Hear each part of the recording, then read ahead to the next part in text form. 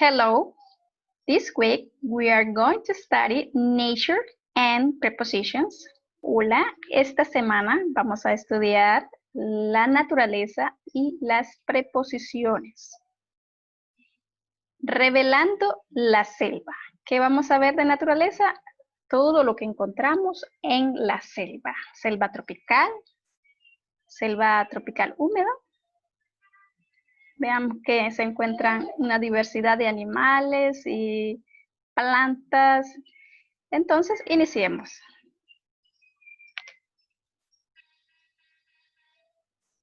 El vocabulario que pondremos en prácticas es el siguiente. Listen and say after me. Escucha y di después de mí.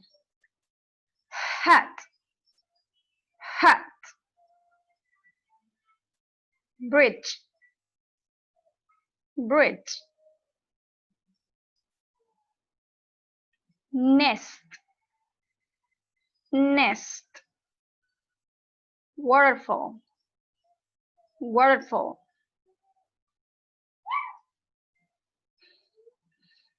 Valley. Valley. Vines. Vines. Mountain. Mountain. Prepositions. Estaremos estudiando estas 4 preposiciones. Over, encima de. Across, near, between.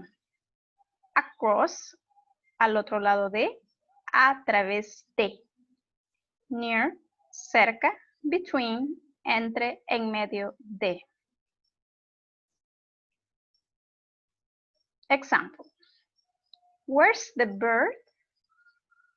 It's flying over the dock. It's flying over the dock. ¿En dónde se encuentra el pájaro? Está volando encima del perro. Where's the tree? It's near the house. Where's the tree? It's near the house. Está cerca de la casa. El árbol está cerca de la casa. Where's the cat? It's walking across the bridge. It's walking across the bridge. Está caminando a través del puente.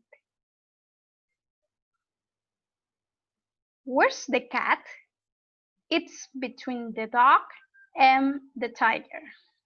It's between the dog and the tiger.